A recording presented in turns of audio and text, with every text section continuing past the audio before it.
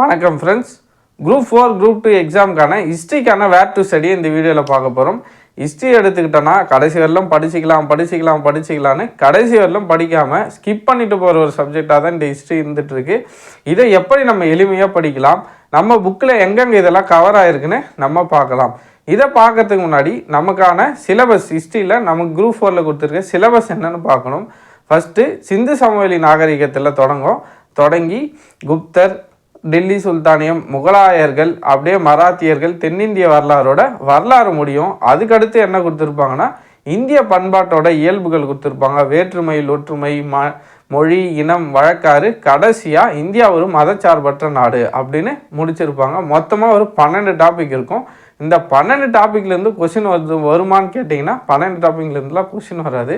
முக்கியமாக அந்த வரலாறு சம்மந்தமான இந்த சிந்து சமவெளி நாகரிகத்திலேருந்து இந்த தென்னிந்திய வரலாறு இதுக்குள்ளே இருக்கிற டாப்பிக்லேருந்து தான் கொஷின் ரிப்பீட்டடாக வந்துட்டுருக்கோம்.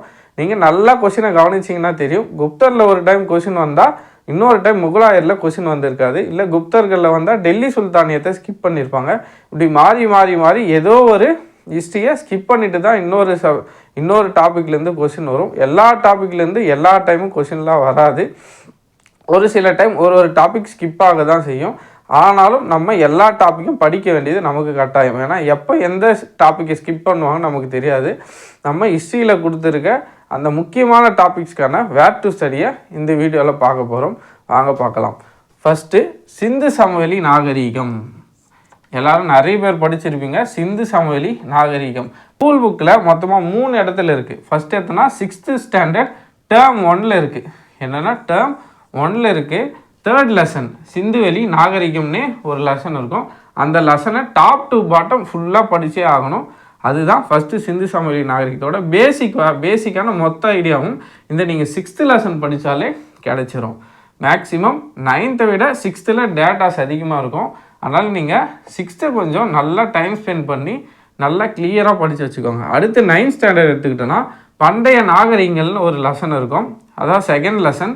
இந்த லெசனில் நீங்கள் எல்லாம் படிக்கணும்னா படிக்க தேவையில்லை. மற்ற நாட்டோட நாகரிகத்தை பற்றி கொடுத்துருப்பாங்க. நம்ம சிலபஸில் இருக்கிற சிந்து சமவெளி நாகரிகத்தை மட்டும்தான் நம்ம படிக்கணும். அதன்படி பார்த்தோன்னா டாபிக் 2.5ல் தான் இந்த சிந்து சமவெளி நாகரிகம் இருக்கும். 2nd லெசனில் டாபிக் 2.5 பேஜ் நம்பர் பார்த்தோன்னா 27 to 32. இந்த பேஜில் இருக்கிற ஒரு 5-6 பேஜ் மட்டும் நீங்கள் 9th ஸ்டாண்டர்டில் படித்தால் போதுமானது.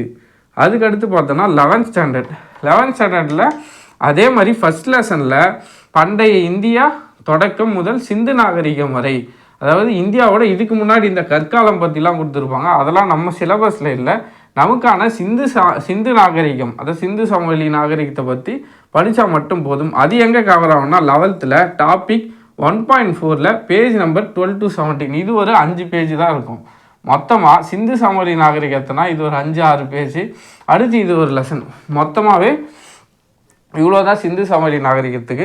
நீங்கள் நல்லா இதை படிச்சிட்டிங்கன்னா கண்டிப்பாக ஒரு கொஷின் கம்பல்சரியாக சிந்து சமவெளி நாகரிகத்திலேருந்து எக்ஸாம்ஸில் ஒரு கொஷின் மினிமம் கேட்டுருவாங்க.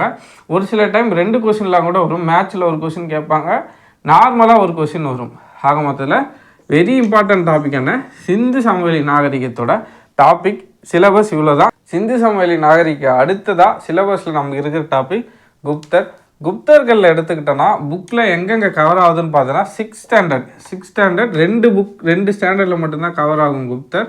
6th ஸ்டாண்டர்டில் டேர்ம் 3ல் 6th புக் டேர்ம் 3ல் 3rd லெசனில் இருக்க பேரரசுகளின் காலம் குப்தர் வர்தனர். இந்த லெசனில் குப்தர்களை பற்றின நிறைய டீட்டெயில்ஸ் இருக்கும். ஃபஸ்ட்டு குப்தர் எப்படி ஆட்சிக்கு வராங்க, ஃபஸ்ட்டு யார் ஸ்ரீகுப்தர்னு ஒருத்தர் குப்தரோட ஆட்சி காலத்தை தொடங்கி வைக்கிறாரு. அவருக்கு அடுத்து கடோர் கஜர்னு ஒருத்தர் வருவார். அதுக்கடுத்து 1ஆம் சந்திரகுப்தர், சமுத்திரகுப்தர்னு இப்படி வரலாறு நீண்டுக்கிட்டே போகும். அதில் முக்கியமான நாலந்தா பல்கலைக்கழகத்தை பற்றி சொல்லியிருப்பாங்க. அதுக்கடுத்து கடைசியாக பேரரசர் யார், கடைசி அரசர் யாருன்னு ஒரு கான்ட்ரவர்சியில் இந்த குப்தரோட வரலாறு முடிஞ்சிருக்கும். இந்த லெசன் எதுனா 6th ஸ்டாண்டர்ட் டேர்ம் 3ல் 3rd லெசன். அடுத்ததான் 11th ஸ்டாண்டர்டில் கொஞ்சம் கொஞ்சம் நல்லாவே ப்ரீஃபாக இருக்கும். 7th ஸ்டாண்டர்ட் ஹிஸ்ட்ரி புக்கில் 7th லெசன் குப்தர்னே ஒரு லெசன் இருக்கும்.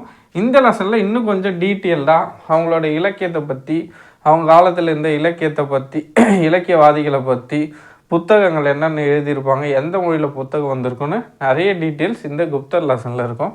11th standard. குப்தர் எடுத்துக்கிட்டோன்னா இந்த 2 ஸ்டாண்டர்ட் தான், 6th 11th. 6th term 3, 11th ஸ்டாண்டர்டில் 7th லெசன். இதோட குப்தர் வரலாறு முடியுது. அதுக்கடுத்து பார்த்தோன்னா டெல்லி சுல்தானியம். குப்தர்களுக்கு அடுத்து ஆட்சிக்கு வரவங்க இந்த டெல்லி சுல்தானியத்தை சேர்ந்தவங்க. இதில் டெல்லி சுல்தானியத்தை எடுத்துக்கிட்டோன்னா இதுலேயும் 2 லெசன் தான் இருக்குது. 7th ஒரு லெசன், 11th ஒரு லெசன். நல்லா கவனிச்சுக்கோங்க. 7th ஸ்டாண்டர்டில் ஃபஸ்ட்டு டேர்மில் 4th லெசன், 7ஆம் வகுப்பில் முதல் பருவத்தில் 4வது லெசன் டெல்லி சுல்தானியம்னே ஒரு லெசன் இருக்கும். இதுவே கொஞ்சம் டீட்டெயில்டாகவே தான் இருக்கும். ஸ்டார்டிங் ஸ்டேஜில் டெல்லி சுல்தானிய அரசு எப்படி அமைஞ்சிச்சுன்றதை பற்றினா கொஞ்சம் டீட்டெயிலான நிறையவே டீட்டெயில்ஸான பாயிண்ட்ஸ் நிறைய இருக்கும். கடைசி போக போக போக ஒரு வம்சத்தோட வரலாறை கொடுத்துருப்பாங்க. அதில் கொஞ்சம் டீட்டெயில்ஸ் குறைஞ்சிருக்கும். ஆனால் எக்ஸாம் பாயிண்ட் ஆஃப் வியூவில் பார்த்தோம்னா ரொம்ப ரொம்ப ரொம்ப இம்பார்ட்டண்டான ஒரு லெசன். 7th ஸ்டாண்டர்டில் ஃபஸ்ட் டேர்மில் 4th லெசன்.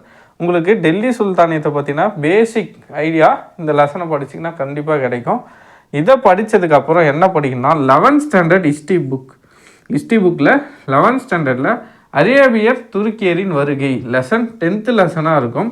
ஹிஸ்ட்ரி புக்கில் ரொம்ப ரொம்ப ரொம்ப இம்பார்ட்டன்ட் லெசன். ரொம்ப டீட்டெயில்டாக நிறைய விஷயம், எந்தெந்த வம்சம் வந்திருக்கும், அடிய வம்சத்துக்கு அப்புறம் என்ன வம்சம் வந்துச்சு, அந்த ஒரு டைம் லைன் படி தான் சிலபஸை எடுத்துகிட்டு போயிருப்பாங்க. அது தவிர கடைசியாக பார்த்தோன்னா அவங்க கட்டின மசூதிகளை பற்றியும் அவங்க எழுப்பின கல்லறைகளை பற்றியும் அவங்களோட புத்தகத்தை பற்றியும் யார் யார் வந்தாங்க, வெளிநாட்டு பயணி யார் யார் வந்தாங்க, அவங்கள யார் யார் ஆதரிச்சாங்கன்ற மாதிரி நிறைய டீட்டெயில்ஸ் இருக்கும். இந்த லெசனும் ரொம்ப ரொம்ப ரொம்ப இம்பார்ட்டன்ட். டெல்லி சுல்தானியத்தை எடுத்துக்கிட்டோன்னா 7th 11th, குப்தர் எடுத்துக்கிட்டிங்கன்னா 6th 11th. அடுத்ததாக நம்ம சிலபஸில் இருக்க டாபிக் முகலாயர்கள். முகலாயர்கள் எடுத்துக்கிட்டோன்னா 7th ஸ்டாண்டர்ட், அதாவது 7ஆம் வகுப்பில் டேர்ம் 2 புக்கில் 2nd லெசனில் முகலாய பேரரசுன்னு ஒரு லெசன் இருக்குது. அந்த லெசனை படிச்சிங்கன்னா பேசிக்காக இல்லை கொஞ்சம் நிறைய டீட்டெயிலாகவே முகலாயர்களை பற்றி நீங்கள் தெரிஞ்சுக்கலாம். அதுக்கடுத்து இன்னும் டீட்டெயிலாக தெரிஞ்சுக்க 11th ஸ்டாண்டர்ட் ஹிஸ்ட்ரி புக்கில் இருக்க 14th லெசன் முகலாய பேரரசுன்னு ஒரு லெசன் இருக்கும். அந்த லெசன் இந்த 2 ஸ்டாண்டர்ட் புக்கு மட்டும் படித்தாலே போதும். நீங்கள் முகலாயர்களை பற்றின நிறைய ஐடியாஸ், அவங்க என்னென்ன பண்ணாங்க, என்னென்ன கோட்டைகள் கைப்பற்றினாங்க, என்னென்ன மசூதிகள் கட்டினாங்கன்னு நிறைய விஷயத்த நீங்கள் தெரிஞ்சுக்கலாம். அதனால் முகலாயர்கள் பற்றி தெரிஞ்சுக்க இந்த 2 லெசன் படித்தா போதும். நம்ம ஸ்கூல் புக் கண்டென்ட்டில் இருக்கிற 2 லெசன் இது மட்டும்தான். இது இல்லாமல் எத்திக்ஸில் இருக்குது. எத்திக்ஸில் நிறைய பேரை பற்றி இருக்குது. ஆனால் அதெல்லாம் நம்ம சிலபஸ் படி பார்த்தோன்னா அதுலேருந்து கொஸ்டின் எதுவும் வரதில்லை. ஸோ நீங்கள் இந்த 7th ஸ்டாண்டர்ட் 11th ஹிஸ்ட்ரி இந்த 2 ஸ்டாண்டர்ட் மட்டும் நல்லா படித்து நாலேஜை கெயின் பண்ணி வச்சுக்கோங்க. இது இல்லாமல் ப்ரீவியஸ் இயர் கொஸ்டின் பேப்பரை டைம் கிடைக்கிறப்போ அதுக்கான ஆன்சர் போட்டு பாருங்கள்.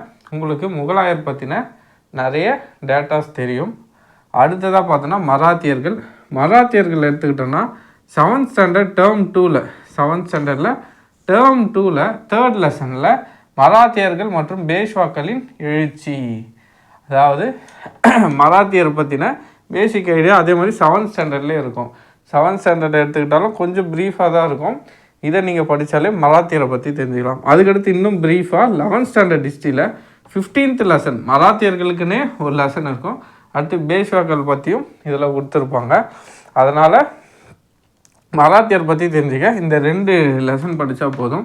அதே மாதிரி முகலாயருக்கு இந்த 2 லெசன் படித்தா போதும். நிறைய போட்டு படித்து இந்த சோர்ஸ் அந்த சோர்ஸ்ன்னு படிச்சுலாம் குழப்பிக்காதீங்க. புக்கில் இருக்கிற சோர்ஸை ஃபஸ்ட்டு படித்து முடிங்க.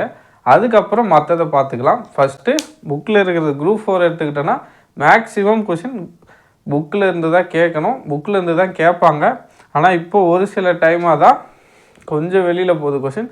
பட் அது பிரச்சனை இல்லை. நமக்கு பேசிக் நாலேஜில் ஸ்ட்ராங்காக இருந்தோன்னா எந்த கொஷின் கேட்டாலும் நம்மளால் கெஸ் பண்ணியாச்சு ஆப்ஷனை எலிமினேட் பண்ணி ஆன்சர் போட முடியும். அதனால் முடிஞ்ச அளவுக்கு பேசிக்காக ஸ்ட்ராங்காக புரிஞ்சு வச்சுக்கோங்க. தயவு செஞ்சு மனப்பாடம் மட்டும் பண்ணி வச்சுக்காதீங்க. மனப்பாடம் பண்ணிங்கன்னா 1 வாரமோ 2 வாரமோ தான் இருக்கும். திரும்ப நீங்கள் ரிவைஸ் பண்ணி ஆகணும். ஆனால் நீங்கள் இந்த கதையை நல்லா புரிஞ்சு வச்சுக்கிட்டிங்கன்னா எப்படி கேட்டாலும் கூற்று காரணத்தில் கேட்டாலும் உங்களால் ஈஸியாக ஆன்சர் பண்ண முடியும். முகலாயருக்கு இந்த 2 லெசன், மராத்தியர்களுக்கு இந்த 2 லெசன். 7th ஸ்டாண்டர்ட் டேர்ம் 2ல் 3rd லெசன், 11th ஸ்டாண்டர்ட் ஹிஸ்ட்ரியில் 15th லெசன். மராத்தியர்கள் ஓவர். அடுத்ததாக நம்ம சிலபஸில் இருக்கிற டாபிக் விஜயநகர மற்றும் பாமினி அரசுகள். இந்த விஜயநகர மற்றும் பாமினி அரசுகள் சிலபஸில் டைரெக்டாக இல்லைனாலும் இதிலேருந்து கொஷின்ஸ் வந்துகிட்டே தான் இருக்கும். இது கிட்டத்தட்ட தென்னிந்திய அரசுகள் அது சார்ந்த ஒரு பாடமாக தான் நம்ம இதை பார்க்கணும். அடுத்ததாக இது எங்கே இருக்குதுன்னு பார்த்தோன்னா 7th ஸ்டாண்டர்ட் செகண்ட் டேர்ம் 7ஆம் வகுப்பில் செகண்ட் டேர்மில் ஃபஸ்ட்டு லெசன். நம்ம 7th ஸ்டாண்டர்ட் எடுத்துக்கிட்டோம், செகண்ட் டேர்ம் தான் ரொம்ப ரொம்ப ரொம்ப இம்பார்ட்டண்டான ஹிஸ்ட்ரி லெசன்ஸ் இருக்குது. அதனால் அதை நல்லா பார்த்துக்கோங்க. 7th ஸ்டாண்டர்ட் செகண்ட் டேர்மில் ஃபஸ்ட்டு லெசன் விஜயநகர பாமினி அரசுகள் அப்படின்னு லெசன் இருக்கும். அந்த லெசனை படித்தா விஜயநகர பாமினி அரசுகளை பற்றின பேசிக் ஐடியாஸ் கிடைக்கும். அடுத்து 11th ஸ்டாண்டர்டில் கொஞ்சம் டீட்டெயில்டாகவே 12th lesson 11th standard history புக்கில் 12th லெசன் விஜயநகர பாமினி அரசுகள்னு இருக்கும். இந்த 2 லெசனை படித்தா போதும், நம்ம விஜயநகர பாமினி அரசுகள் சார்ந்த கொஷின்ஸை கிட்டத்தட்ட அட்டன் பண்ணலாம் நீங்கள். ஆனால் கொஷின் பேப்பர் எடுத்து பார்த்தீங்கன்னா இதில் படிக்கிறதுக்கும் கொஷின் பேப்பரில் கேட்குறதுக்கும் கொஞ்சம் வித்தியாசமாக இருக்கும். ஏன்னா டிகிரி ஸ்டாண்டர்ட் எக்ஸாம்ஸில் இது 12th ஸ்டாண்டர்ட் கிரேடு 12th கிரேடுக்குள்ளே இருக்கிற புக்ஸுன்றதுனால இதோட ஸ்டாண்டர்ட் வேறு, டிகிரி ஸ்டாண்டர்ட் புக்கில் கேட்குற கொஷின் வேறு. அதுவே நீங்கள் குரூப் 4 எடுத்து பார்த்தீங்கன்னா மேக்ஸிமம் புக்கிலேருந்து தான் கொஷின் வரும். ஒன்று 7th வரணும், இல்லை 11th வரணும். அதனால் இந்த 2 லெசனை குரூப் 4 படிக்கிறவங்க நல்லா படிச்சுக்கோங்க. கண்டிப்பாக கொஷின் வர நிறைய வாய்ப்புகள் இருக்குது. அடுத்ததாக தென்னிந்திய அரசுகளை பற்றி பார்ப்போம். தென்னிந்திய அரசுகளை எடுத்துக்கிட்டோன்னா சிலபஸ் கொஞ்சம் பெருசு தான், ஆனால் இருந்தாலும் ஈஸியாகவே படிக்கலாம். ஃபஸ்ட்டு பார்த்தோன்னா 6th ஸ்டாண்டர்ட் டேர்ம் 3 6th ஸ்டாண்டர்டில் இருக்க டேர்ம் 3ல் தென்னிந்திய அரசுகள்னே ஒரு லெசன் இருக்கும். அந்த லெசனை படித்தா போதும். 6th 7th எடுத்துக்கிட்டோன்னா 3rd லெசன் 7th டேர்ம் 1ல் 7th ஸ்டாண்டர்ட் டேர்ம் 1, 6th ஸ்டாண்டர்டில் டேர்ம் 3, 7th ஸ்டாண்டர்டில் டேர்ம் 1ல் 3rd லெசன் தென்னிந்திய புதிய அரசுகள் பிற்கால சோழர்களும் பாண்டியர்களும். இந்த தென்னிந்திய அரசுகள்னு எடுத்தாலே இதுக்குள்ளே யார் யார் வருவாங்கன்னா சேர சோழ பாண்டியர்கள் இதுக்குள்ளேயே கவர் ஆகிடுவாங்க. அதை பற்றின லெசன்ஸ் தான் இது. தென்னிந்திய புதிய அரசுகள் பிற்கால சோழர்களும் பாண்டியர்களும். அடுத்து 11th எடுத்துக்கிட்டோன்னா கிட்டத்தட்ட ஒரு 3 லெசன்ஸ் இம்பார்ட்டண்டான 3 லெசன்ஸ் இருக்குது 11th ஸ்டாண்டர்டில். ஃபஸ்ட்டு 11th லெசன் டைரெக்டாகவே பிற்கால சோழரும் பாண்டியரும்னு ஒரு லெசன் இருக்கும். அந்த லெசனில் சோழர் பாண்டியரை பற்றி ரொம்ப டீட்டெயில்டாகவே கொடுத்துருப்பாங்க. நிறைய பாயிண்ட்ஸ் இருக்கும் இதில், அதை படித்தாகணும். அதுக்கடுத்து இது அடுத்துனா 9th லெசன் தென்னிந்தியாவில் பண்பாட்டு வளர்ச்சி. 11th ஸ்டாண்டர்டில் 9th லெசன் தென்னிந்தியாவில் பண்பாட்டு வளர்ச்சி. இந்த லெசனை எடுத்துக்கிட்டோன்னா நிறைய விஷயம் பக்தி இயக்கத்தை பற்றி சொல்லியிருப்பாங்க. கைலாசநாதர் கோயில் தென்னிந்தியாவில் எப்படிலாம் பண்பாடு வளர்ந்துச்சு, அதாவது வந்து காஞ்சிபுரத்தில் கைலாசநாதர் கோயிலை பற்றி வரும். அஜந்தா எல்லோரா இந்த மாதிரி இருக்கிற கோவில்களை பற்றி, அதை யார் கட்டினாங்கன்ற மாதிரி நிறைய டீட்டெயில்ஸ் இருக்கும். தமிழ் பக்தி இயக்கம் சார்ந்த நிறைய இம்பார்ட்டண்டான பாயிண்ட்ஸ் இதில் இருக்கும். அடுத்து தென்னிந்தியாவில் சமுதாய உருவாக்கம் இது எடுத்துக்கிட்டோன்னா 5th லெசனில் சாளுக்கியரை பற்றிலாம் இருக்கும். நமக்கு எக்ஸாம் பாயிண்ட் ஆஃப் வியூவில் அதெல்லாம் தேவையில்லை. நமக்கு தேவை அந்த மூவேந்தர்களை பற்றி ஒரு டாபிக் இருக்கும். அதை சார்ந்து நீங்கள் படித்தா போதும். தமிழோட அமைப்பு, தமிழ் அரசமைப்பு, அந்த காலத்தில் எப்படி கிழார் வேலீர் அவங்களாம் எப்படி இருந்தாங்க, குறிஞ்சி முல்லை மருதம் நெய்தல் பாலை இந்த நிலங்கள் சார்ந்த யார் யார் ஆட்சி பண்ணாங்கன்ற மாதிரி கொஞ்சம் டீட்டெயில்டாக தான் இருக்கும். கிட்டத்தட்ட ஒரு 5.3 to 5.8 ஒரு 5 டாப்பிக்கில் தான் இருக்கும். கடைசியாக களப்பிரர்கள் காலத்தில் வந்து இந்த லெசன் முடியும். இதுவும் ரொம்ப ரொம்ப ரொம்ப இம்பார்ட்டண்டான லெசன். எக்ஸாம் பாயிண்ட் ஆஃப் வியூவில் நிறைய டேட்டாஸ் இந்த லெசனில் இருக்கும். இவ்வளோதான் ஃப்ரெண்ட்ஸ். எக்ஸாமில் நிறைய கேட்கக்கூடிய ஹிஸ்ட்ரி சார்ந்த கொஷின் சிந்து சமவெளி நாகரிகத்தில் தொடங்கி டெல்லி சுல்தானியம், குப்தர், டெல்லி சுல்தானியம், முகலாயர்கள், மராத்தியர்கள், விஜயநகர பாமினி பேரரசு, அடுத்து தென்னிந்திய அரசுகள். இதுதான் எக்ஸாம்ஸில் அடிக்கடி கொஷின் வர ஏரியா. இன்னொன்று நீங்கள் நல்லா புரிஞ்சுக்கிறது என்னென்னா, இப்போ குரூப் 4 குரூப் 2லலாம் தமிழ் இருக்கிறதுனால மொத்த ஜிஎஸ் பார்ட்டு 75 கொஷின் தான் மேக்ஸ் இல்லாமல். அந்த 75 கொஷின்லேயும் ஹிஸ்ட்ரியிலேருந்து ஒரு 7-8 கொஷினை தான் நம்ம எக்ஸ்பெக்ட் பண்ண முடியும். இதே நம்ம குரூப் 1 மாதிரி எழுதுறோன்னா கிட்டத்தட்ட ஒரு 20 கொஷின் கிட்ட ஹிஸ்ட்ரியிலேருந்து கேட்கலாம். ஏன்னா 175 கொஷின் வெயிட்டேஜ் அதிகம். ஆனால் குரூப் 4 குரூப் 2ல் தமிழ்ன்றதை 100 கொஷின் கேட்குறதுனால இதில் வெயிட்டேஜ் ரொம்பவே வந்துச்சு. ஒரு டாப்பிக்லேருந்து ஒரு கொஷின் வந்தாலே பெரிய விஷயன்ற மாதிரி இருக்குது.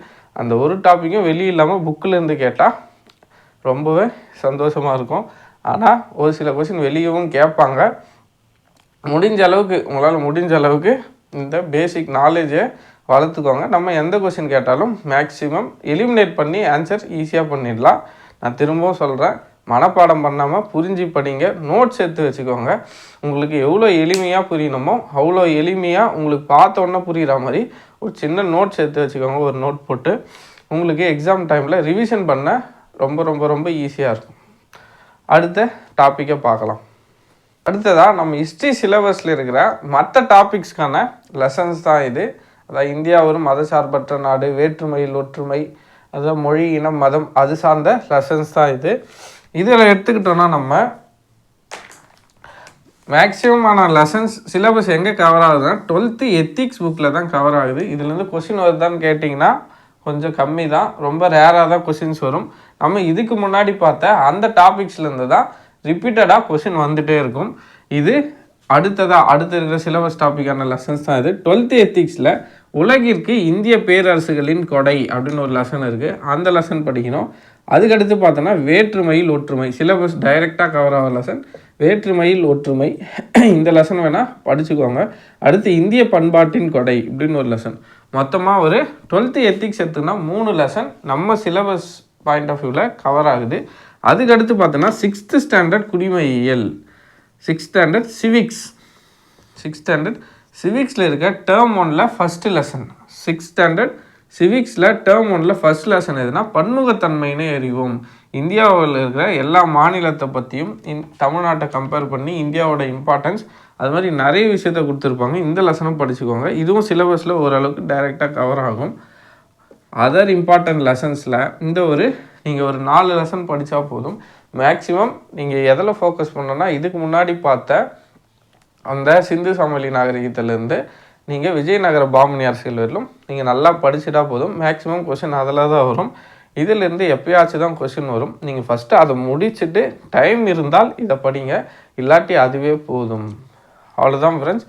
நம்ம ஹிஸ்ட்ரியை பற்றி குரூப் 2 குரூப் 4க்கான ஹிஸ்ட்ரியை பற்றி A to Z ஃபுல் எக்ஸ்ப்ளனேஷனோட இந்த வீடியோவை பார்த்துட்டோம். உங்களுக்கு இந்த வீடியோ யூஸ்ஃபுல்லாக இருக்குன்னு நினைக்கிறேன். அடுத்து வேர் டு ஸ்டடி, எந்த சப்ஜெக்ட் ரிலேட்டடாக வேணுன்றதை கமெண்ட்டில் சொல்லுங்கள். நம்ம அடுத்த வீடியோவை போடலாம். நன்றி.